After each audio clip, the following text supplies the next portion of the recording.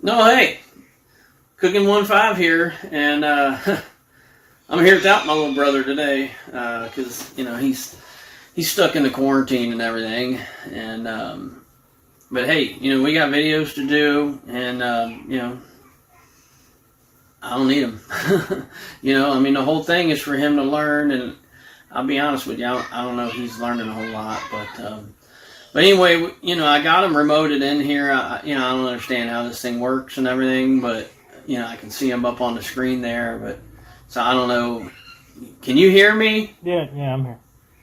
All right. Pay attention because you're gonna have to learn something now. We're doing this in the quarantine, so everything's remote. And so anyway, I got a big old package today. I got a big package. I want to talk to you about it. And got some rubs here. Got some rubs, some salts, some seasonings and things for meat. I got a lot of meat in the house, in the freezer and everything. But I placed a big order. I got some bison coming. I got some, what else I get? There's ostrich, bison, elk. I got some rattlesnake meat coming. I got some wild boar. I couldn't quite get everything I wanted coming in because I only got so much room in my freezer right now.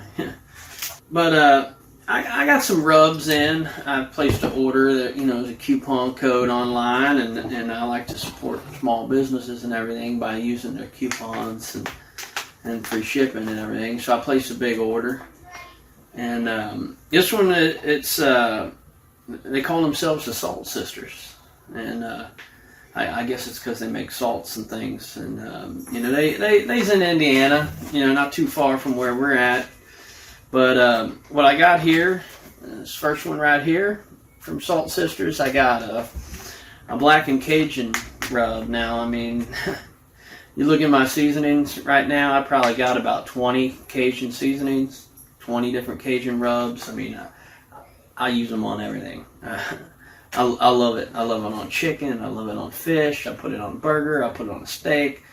It's kind of the go-to, and everybody's got different ones. Some's a little hotter than others, but, so I had to get a little of that.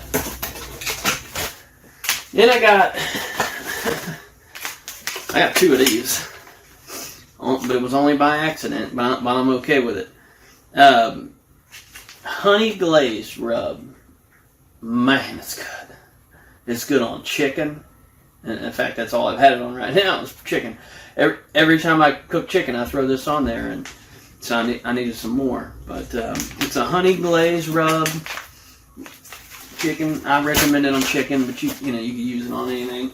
Let's see what else we got here. Oh, Sweet Honey Heat. That's a good one. You notice I got the small package because I got to watch it with the hot foods and that. So this is sweet. It's a sweet honey. But it's got a little kick to it, and it ain't you guys that like stuff real hot. You're probably gonna say it ain't that hot, but it's got a little kick to it. I'd say the average person that says they don't like stuff real hot is probably gonna think this is got a good amount of kick. Kind of borderline, where they want to be. But, I got a small package. I put that on chicken, fish, all kinds of things with it. And I got a couple new ones. I ain't tried yet. And this one, it's called Not Your Sister's Coffee Rub Seasoning. Now, seemed kind of common sense to me because my sister doesn't make coffee rubs, but I don't know if she's saying that because it's Salt Sisters, so it's like her sister made it, not your sister. Unless it's someone in their family placing an order, then I don't think it really applies. So I don't know. The whole thing is it's a coffee rub, and I gotta be honest, I never tried a coffee rub before, so I'm gonna try it. Okay, and then I got two new ones I ain't never tried before. Midnight Diamonds and Lemon Grove. Now these are Hawaiian, okay? You can put them on whatever you want, I put them on chicken, put them on fish, you know, whatever you want, you know. I can't wait to try them. Right here I got a taco Tex-Mex rub, you know. Usually I make my own taco seasoning, but every once in a while, you know, I like to try other people's. That's why I figure I'd get the small one. And let's see what else we got here. This, some kind of French sea salt, something or other. I ain't gonna try to say it. Let me get it up there so you can. You see that? I ain't gonna attempt it. You know, I don't want to get all French on you. But it's just a different sea salt. You know, just try it. Why not? You know. We got some roasted garlic sea salt. We got some pink Himalayan mineral salt. And this is my favorite right here. I gotta tell you. Spanish rosemary sea salt. I already gone through a bag of this right here, so I had to. In fact, this is why I was placing a new order, because I was out of this. I've been putting this on chicken, and I put it on fish. Mainly, I've been putting it on chicken, and I tell you what, it's something like I've never had before. I take this stuff, and I put it on my chicken. I put it on the grill, and I make different pastas out of it, and it's amazing. Same thing here. You see, I already busted this one open. I wasn't wasting any time. I had to try the Applewood smoked sea salt, and it did not disappoint. I'll tell you, I put that on chicken. You know, you put it on anything you want. You know, I put it on chicken, and it was good. Got another one here I haven't tried before, but I knew it was going to be good, so I went ahead and got the big bag. Tuscan Farmhouse, something or other. Tuscan. I don't know what that means, but it's some kind of blend. You know, I don't know if it's like Italian. You know, I don't know what it is. You know, it looks kind of Italian, but hey, I'm gonna try it.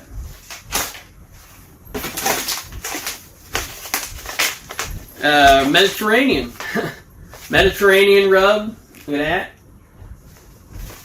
You know, I never tried a Mediterranean rub. I mean, I imagine you could probably put it on chicken, you know, maybe fish, you know, something like that.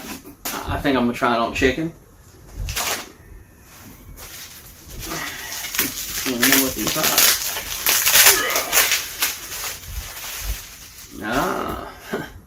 This sounded real interesting when I saw it. I had to try it. Orange ginger. I don't know if you can see the label here. Orange ginger. You see that? Orange ginger garlic salt. It just sounded good. I mean, to me, to be honest, it sounded like something you put on chicken. So I'm gonna try that and put that on some chicken. You know, or whatever you want.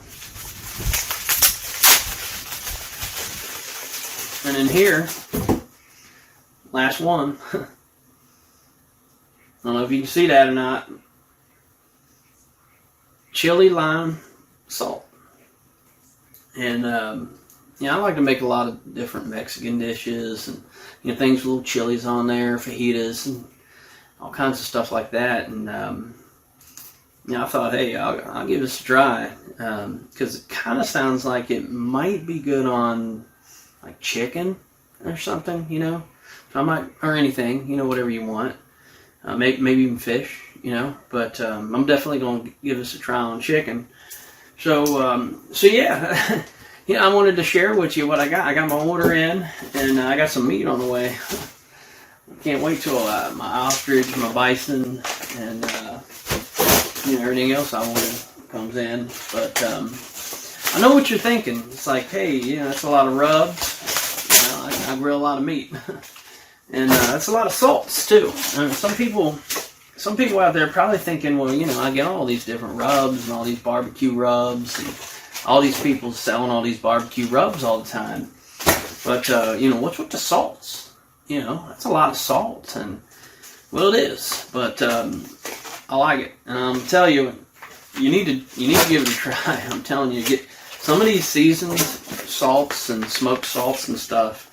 If you ain't cooking with them, especially if you're grilling out, you're missing out. I mean, you got to try it right now. In fact, what I would recommend is you go wherever you want. You know, like I said, I went to Salt Sisters, and they don't even know who I am. You know, I only got like 200 subscribers, so you know I ain't getting paid nothing. Of course, I wouldn't mind if they sent me something there. Yeah, that's another story. But you know, I just like to support small businesses. You know. But this is the Spanish rosemary I showed you earlier. It's so far this one of my favorites. And you know, you put that on the chicken or whatever. You kind of, you know, rub it down, cook it on the grill. And I'll tell you what I like about this. It ain't overpowering. In fact, that's what I'm learning about salts. You know, the more I experiment with salts is, you know, they really ain't overpowering. You know, they got a nice little hint. Nice hint of seasoning. You get the salt, but it's not too salty because you know you're not using table salt. You know, you're using sea salts and you know the good stuff. But I'm telling you, try it. You got to try it. It is really good. Because the one thing about rubs, a lot of times people get carried away with rubs, and you know I ain't against it. I ain't against putting a rub on there, but you know when you put a rub on there that's got a lot of flavor, maybe a lot of kick to it. You know, a lot of times I've seen people overdo it. You can't even taste the meat hardly. You know, unless it's a big portion of meat and you taste the meat in the middle, but you eat an edge piece, you just getting a bunch of rub. You know, and I mean if it's a good rub, that ain't a problem, right? But you know, you overdo it, you don't hardly taste the meat. You know, which you know if you're using bad meat like generic meats, you know, your store brand meats or something. I kind of, you know, I guess that's why you do it, you know.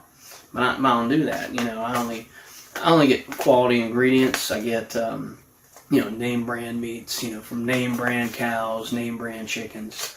You know, usually I go with like the Amish chicken. You know, it's a good name brand, but you know, it doesn't have to be the Amish. It can be any name brand chicken or whatever. But thing I noticed about these salts is you taste the meat and the salt. Now here's the thing about it.